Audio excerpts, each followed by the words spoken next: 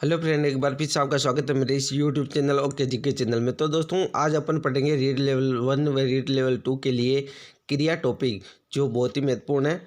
तो दोस्तों, शुरू करते हैं क्रिया को। अगर दोस्तों आपने मेरे चैनल को अभी तक सब्सक्राइब नहीं किया तो सब्सक्राइब करें, और वीडियो पसंद आए तो वीडियो को लाइक एंड शेयर जरूर करें। और दोस्तों, वीडियो को पूरा देखें ताकि आपको अच्छे से ये समझ में आ सके, जो आपके दोस्तों और टॉपिक में भी ये क्रिया काम आएगी। ठीक है दोस्तों, तो शुरू करते हैं। वे शब्द जिनके द्वारा किसी कार्य का करना या होना पाया जाता है उन्हें क्रियापद कहते हैं।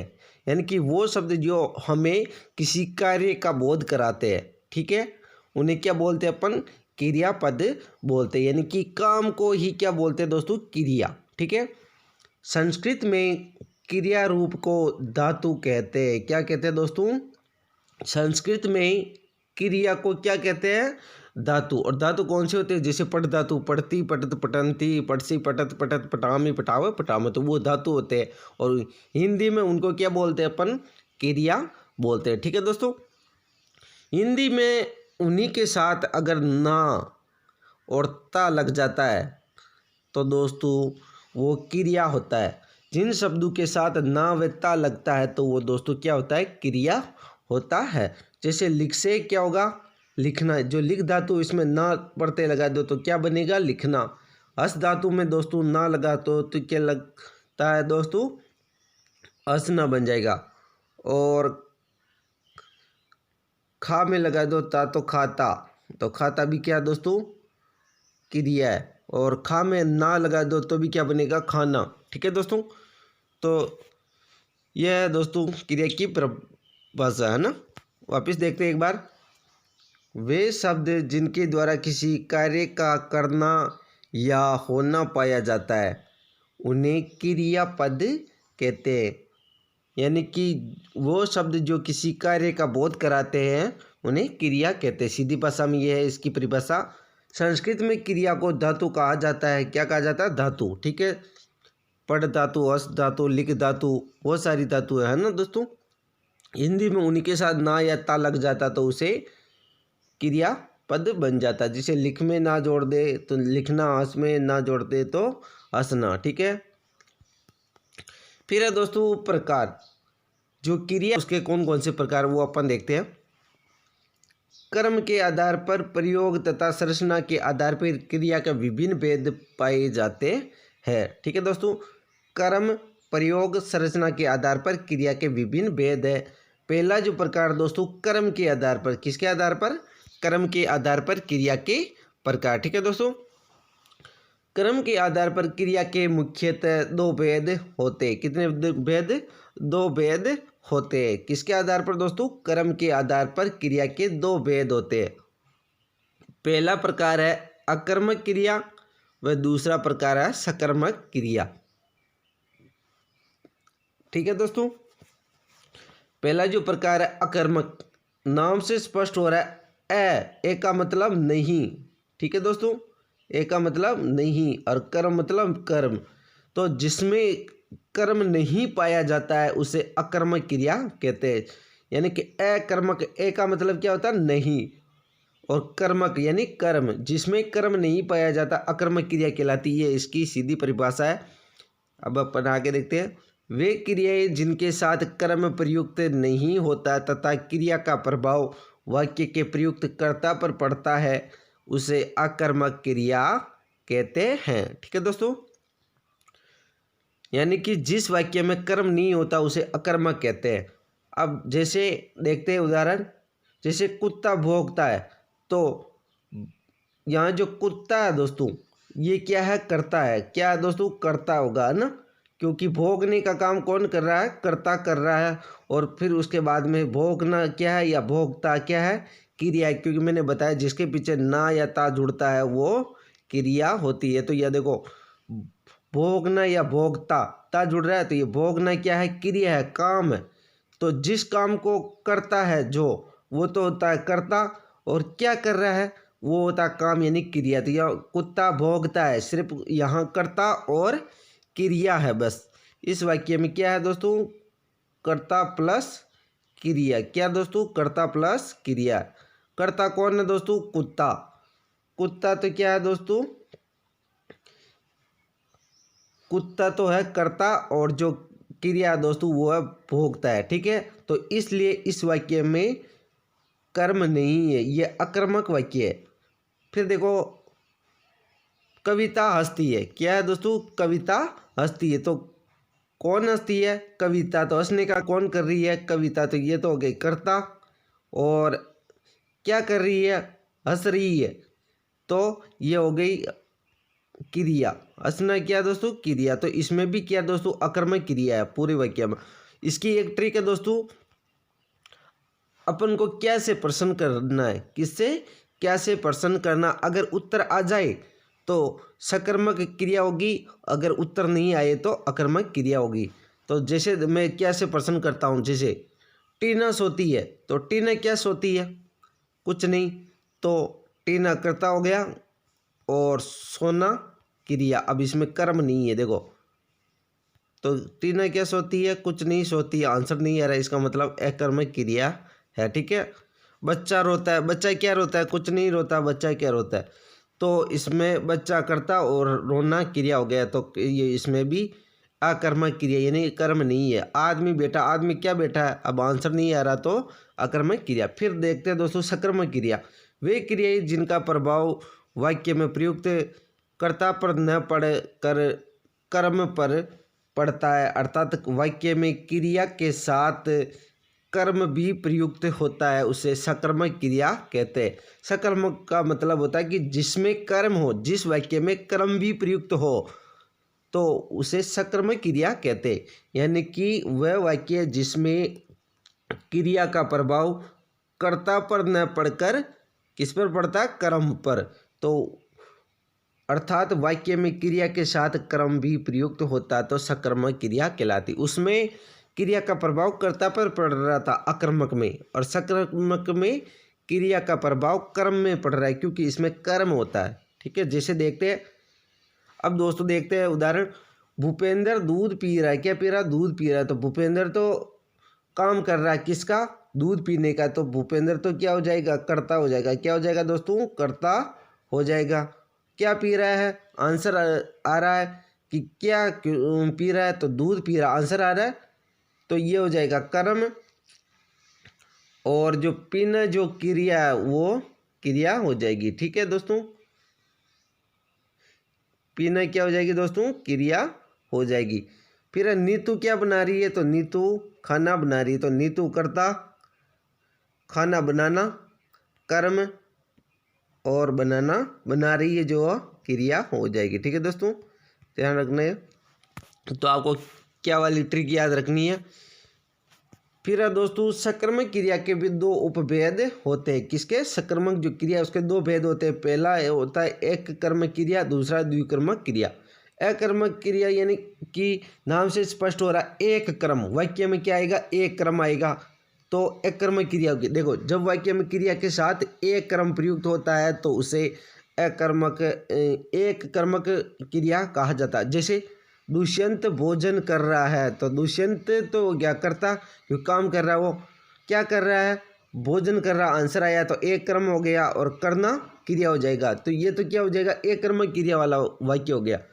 अब दूसरा जो प्रकार है द्विकर्मक क्रिया, यानी वाक्य में दो कर्म आएंगे, कर्ता दो कर्म प्लस क्रिया। ठीक है, जब वाक्य में क्रिया के साथ दो कर्म प्रयुक्त होते हैं तो उसे द्विकर्मक क्रिया कहते हैं। जैसे अध्यापक जी छात्रों को भूगोल पढ़ा रहे, तो जो यहाँ पढ़ाने का काम कौन कर रहा है, अध्यापक जी। तो ये तो हो जाएगा कर्ता, किनको, छात्रों को, पहला क्रम, क्या पढ़ा रहे, भूगोल पढ़ा रहे, तो ये दूसरा क्रम। तो कितने क्रम हो गए, दो क्रम, इसलिए इस वाक्य में द्विक्रमिक क्रिया होगी, और पढ़ाना क्या है, क्रिया। ठीक है, इस वाक्य में पढ़ा रहे हैं क्रिया के साथ छात्रों एवं भूगोल दो कर्म प्रयुक्त हुए हैं, अतः पढ़ा रहे द्विकर्मक क्रिया है। ठीक है दोस्तों, आशा करता हूँ दोस्तों वीडियो पसंद आ रही होगी। अगर वीडियो पसंद आ रही हो तो वीडियो को लाइक करें, और चैनल पर पहली बार हो तो चैनल को सब्सक्राइब जरूर करें। ठीक है दोस्तों, अब दोस्तों दूसरा प्रकार है प्रयोग एवं संज्ञा के आधार पर। ठीक है, वाक्य में क्रियाओं का प्रयोग कहाँ किया जा सक रहा है, किस रूप में किया जा रहा है, इसके आधार पर भी क्रिया के निम्न भेद है। सामान्य क्रिया, दूसरा संयुक्त क्रिया, तीसरा है परिणार्थक क्रिया, चौथा पूर्वकालिक क्रिया। ठीक है दोस्तों, फिर है नाम धातु, फिर है कृदंत क्रिया, फिर सजातीय और सहायक क्रिया। ठीक है दोस्तों, तो अपन अब इनको विस्तार से पढ़ते हैं दोस्तों कि प्रयोग तथा संरचना के आधार पर क्रिया। पहला सामान्य क्रिया, जब वाक्य में एक ही क्रिया का प्रयोग हुआ हो तो उसे सामान्य क्रिया कहते हैं। यानी कि प्रयोग एवं संरचना के आधार पर क्रिया के भेद, जिसमें पहला सामान्य क्रिया, यानी कि जिस वाक्य में सिर्फ एक क्रिया हो तो वो सामान्य क्रिया होती है। जैसे महेंद्र जाता है तो महेंद्र तो कर्ता हो गया, जाने जो काम करता है उसे कर्ता बोलते हैं, इसलिए महेंद्र क्या कर रहा है, काम, जाने का काम कर रहा है। तो महेंद्र कर्ता और जाता है क्रिया, और क्रिया कितनी है, एक ही है, तो सामान्य क्रिया हो जाएगी। ठीक है, संतोष आई, कर्ता संतोष है और आना क्रिया, तो एक ही क्रिया, तो सामान्य क्रिया हो जाएगी, संतोष आई। ठीक है, फिर है दूसरा संयुक्त क्रिया। संयुक्त क्रिया, जो क्रिया दो या दो से अधिक भिन्नार्थक क्रियाओं के मेल से बनती है उसे संयुक्त क्रिया कहते हैं। यानी कि इसमें दो या दो से अधिक क्रियाएं होती है। जैसे जिया ने खाना बना लिया। अब देखो दोस्तों, जो जया है यह कर्ता हो जाएगी, क्योंकि काम क्या कर रही है, खाना बनाने का काम कर रही है, तो खाना कर्म हो जाएगा। आंसर आ रहा ना, जिया क्या कर रही है, खाना बना रही है, तो ये खाना तो क्या होगा, कर्म, जया होगी कर्ता, और बना और लिया दोस्तों ये दो संयुक्त क्रिया है, तो बनाना और लेना, तो ये दो संयुक्त क्रिया होगी, इसलिए ये संयुक्त क्रिया है इस वाक्य में ना, बना और लिया। ठीक है दोस्तों, तो इसमें संयुक्त क्रिया हो जाएगी। जैसे फिर देखो, हेमराज ने खाना खा लिया, तो हेमराज कर्ता, खाना क्या कर्म, और खा और लिया ये दो क्रियाएं हैं, खाना और लेना। ठीक है, खा और लिया, तो ये इसमें क्या हो जाएगा, संयुक्त क्रिया हो जाएगी। ठीक है दोस्तों, फिर दोस्तों अब है दोस्तों प्रेरणार्थक क्रिया। कौन सी क्रिया, प्रेरणार्थक क्रिया। वे क्रियाएं जिन्हें कर्ता स्वयं न करके दूसरों को क्रिया करने के लिए प्रेरित करता है उन्हें प्रेरणार्थक क्रिया कहते हैं। देखो, इसमें कर्ता स्वयं कार्य नहीं करता बल्कि दूसरों को कार्य करने के लिए क्या करता है, प्रेरित करता है, इसलिए इसे प्रेरणार्थक क्रिया कहते हैं। नाम से स्पष्ट हो रहा है। ठीक है, जैसे दुष्यंत हेमंत से पत्र लिखवाता। अब देखो, दुष्यंत क्या कर रहा है, स्वयं न लिखकर हेमंत से पत्र लिखवाता है, तो इसमें क्या प्रेरणार्थक क्रिया हो जाएगी। यानी कि जिस वाक्य में कर्ता स्वयं कार्य न कर कर दूसरे को कार्य करने के लिए बोलता है तो वो प्रेरणार्थक क्रिया हो जाती है। जैसे कविता सविता से पत्र पढ़वाती है, तो कविता स्वयं पत्र न लिख कर किससे लिखवा रही है, सविता से, तो यानी कि पत्र पढ़वाती है या लिखवाती है, दोनों वाक्य हो सकते हैं। तो इसमें यानी कि कविता क्या कर रही है, सविता से पत्र पढ़वा रही है या सविता से पत्र लिखवा रही है। ठीक है, तो ऐसे वाक्यों में प्रेरणार्थक क्रिया होती है। फिर दोस्तों पूर्वकालिक क्रिया, जब वाक्य में दो क्रियाएं प्रयुक्त हुई और उनमें से एक क्रिया दूसरी क्रिया से पहले संपन्न हुई हो तो पहले संपन्न होने वाली क्रिया को पूर्वकालिक क्रिया कहते हैं। जैसे धर्मेंद्र पढ़कर और सो गया, तो सोने से पहले उसने क्या किया, पढ़ा हो। ठीक है, पढ़ने की क्रिया की, यानी कि सोने से पहले पढ़ने की क्रिया की। ठीक है दोस्तों, तो ये क्या होगी, पूर्वकालिक क्रिया होगी, यानी कि एक क्रिया पूरी होने से पहले दूसरी क्रिया वो कर लेता है। जैसे देखो, सोने से पहले उसने क्या काम किया, पढ़ने का काम किया, तो दो क्रियाएं हैं इसमें भी, लेकिन पढ़कर सो गया। ठीक है, एक क्रिया खत्म होते ही दूसरी क्रिया शुरू हो जाती है। ठीक है दोस्तों, तो इसलिए इसे पूर्वकालिक क्रिया, जैसे यहाँ सोने से पूर्व पढ़ने का कार्य हो गया, अतः पढ़कर किया, क्रिया पूर्वकालिक क्रिया कहलाएगी। किसी मूल धातु के साथ कर या करके लगाने पर पूर्वकालिक क्रिया बनती है। ये ध्यान रखना आप, पूर्वकालिक और जो संयुक्त क्रिया है उसमें ये अंतर है दोस्तों। जो देखो, संयुक्त क्रिया में भी दो क्रियाएं आती है।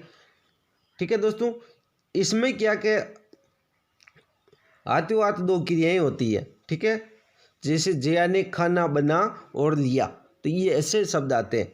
हेमराज ने खाना खा लिया, तो ये संयुक्त क्रिया होती है, इसमें दो क्रियाएं होती है। लेकिन जो पूर्वकालिक क्रिया है इसमें एक क्रिया खत्म होते दूसरी क्रिया शुरू हो जाती है, ये अंतर। और इसमें कर या कर के शब्द जुड़ता है। संयुक्त और पूर्वकालिक क्रिया में क्या अंतर है कि पूर्वकालिक क्रिया में कर या कर के शब्द जुड़ता है, इससे क्या बनती है, पूर्वकालिक क्रिया बनती है, ये ध्यान रखना। उसमें तो बना लिया, खा लिया, तो ऐसे शब्द आते हैं। और इसमें क्या होता है कि इसमें एक क्रिया शुरू होने से पहले दूसरी क्रिया खत्म हो जाती है, और एक क्रिया खत्म हुई दूसरी क्रिया शुरू हो जाती है, तो ये अंतर है इसमें। ठीक है दोस्तों, जैसे धर्मेंद्र पढ़कर सो गया, तो पहली खत्म हुई दूसरी शुरू होगी, तो ये पढ़कर पूर्वकालिक क्रिया हो जाएगी। यहाँ सोने से पूर्व पढ़ने का कार्य हो गया, अतः पढ़कर क्रिया पूर्वकालिक क्रिया कहलाएगी। किसी मूल धातु के साथ कर या करके लगाने से पूर्वकालिक क्रिया बनती, ये अंतर है। और प्रेरणार्थक का आपको पता ही है दोस्तों कि इसमें कर्ता स्वयं कार्य न कर दूसरों से काम करवाता है। दुष्यंत एमएन से पत्र लिखवाता है, कविता सीता से पत्र पढ़वाती है। ठीक है, प्रेरित करता दूसरे को कार्य करने के लिए, ये ध्यान रखना। फिर नाम धातु दोस्तों, जो नाम धातु क्रिया है दोस्तों कि वे क्रियापद जो संज्ञा सर्वनाम विशेषण आदि से बनते हैं उन्हें नाम धातु क्रिया कहते हैं, यानी नाम धातु। ठीक है, नाम से बनने, जैसे रंग से रंगना बनता, लज्जा से लजाना बनता, अपना से अपनाना बनता है।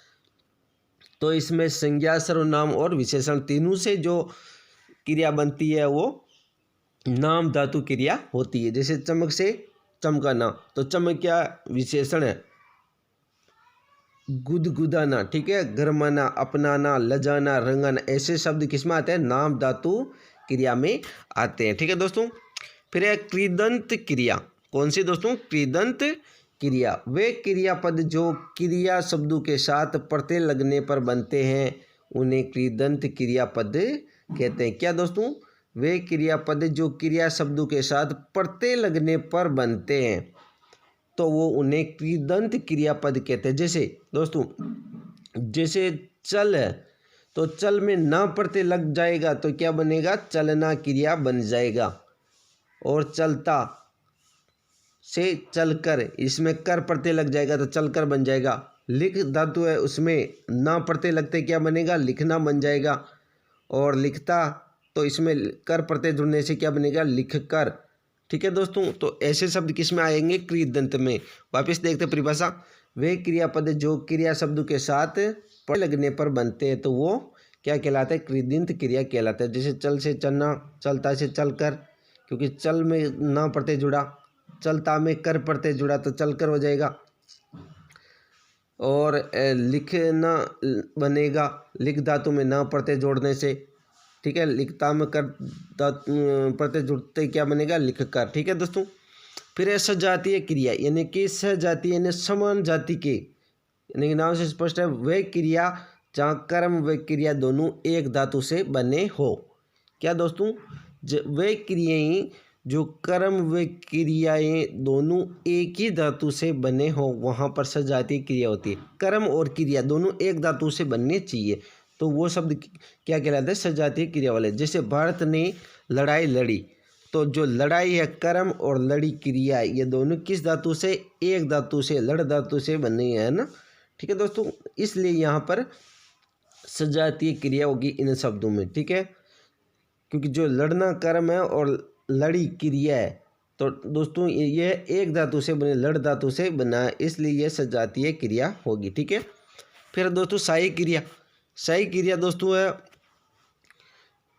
किसी भी वाक्य में मूल क्रिया की सहायता करने वाले पद को सहायी क्रिया कहते हैं। क्या दोस्तों, किसी भी वाक्य में मूल क्रिया की सहायता करने वाले पद को सहायी क्रिया कहते हैं। जैसे अरविंद पढ़ता है, तो अरविंद तो कर्ता हो जाएगा, क्या हो जाएगा, कर्ता। और पढ़ना क्या हो जाएगा, क्रिया, क्या हो जाएगा, क्रिया। और जो ये क्रिया की जो सहायता कर रहा है शब्द, ये क्या, सहायी क्रिया दोस्तों। क्या है दोस्तों, सहायी क्रिया, यानी कि जो मूल क्रिया है उसकी सहायता कौन कर रहा है, तो यह है क्या है, सहायी क्रिया। भानु ने अपनी पुस्तक मेज पर रख दी, तो रखना क्रिया हो गई और दी है ये सहायी क्रिया हो जाएगी। ठीक है दोस्तों, सहायी क्रिया हो जाएगी। फिर दोस्तों उक्त वाक्य में है तथा दी है सहायक क्रिया है। क्या दोस्तों, उक्त वाक्य में है तथा दी सही क्रियाएं। अब दोस्तों देखते हैं काल के अनुसार।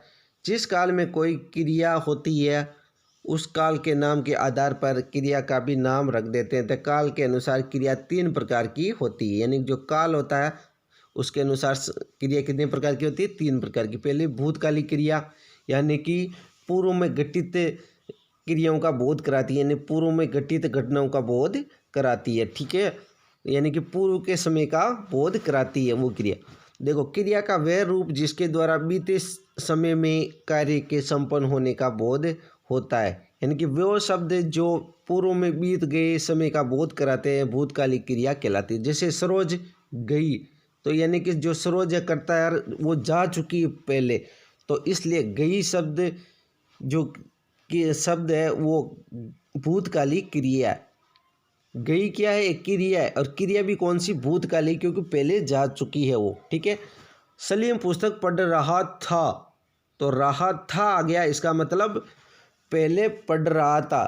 तो रहा था क्या है? पढ़ रहा था क्या है? क्रिया। क्रिया कौन सी है दोस्तों? भूतकालिक, क्योंकि पहले पढ़ रहा था। ठीक है, इसलिए जिसमें था है, थी है, थे आते हैं आ और ई, तो ये क्या होता है दोस्तों? ये भूतकालिक क्रिया होती है। गया, गई। ठीक है, यानी कि यह काम पहले हो चुका है, इसलिए ये भूतकालिक क्रिया है। ठीक है, अब अपन देखते हैं वर्तमानकालिक क्रिया का वह रूप जिसके द्वारा वर्तमान समय में कार्य के संपन्न होने का बोध होता है, वर्तमानकालिक क्रिया होती है। जैसे दोस्तों, वर्तमान काल की पहचान क्या है कि जिस शब्द के अंत में ता है, ती है, ते आते, वो वर्तमानकालिक क्रिया होती है या वर्तमान काल होता है। जैसे कमला गाती है, तो ता गाती है तो क्रिया है, और अंत में क्या आ रहा? ती है, तो ये क्या हो जाएगा? वर्तमान, क्योंकि कमला अभी गाना गा रही है या गाती है, तो वर्तमान काल की क्रिया हो रही, इसलिए इसमें वर्तमान कालिक क्रिया होगी। विमला खाना बना रही है, तो विमला जो क्या कर रही है? खाना बना रही है। जो ये खाना बना रही है क्रिया है, और कब बना रही है? अभी बना रही है, कंटिन्यू में वर्तमान में काम चल रहा है, तो इसलिए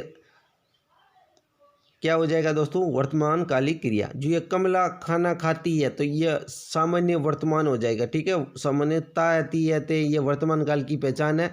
और विमला खाना बना रही है, तो ये कंटिन्यू प्रेजेंट है ना, अंग्रेजी में बोले तो अपन, यानी कि अभी खाना बनाने का काम चल रहा है, तो वर्तमान में आएगा, वर्तमान कालिक क्रिया हो जाएगी। ठीक है, फिर है भविष्यकालिक क्रिया, यानी कि भविष्य काल का बोध कराएगी। क्रिया के नाम से स्पष्ट हो रहा है भविष्य काल की क्रिया।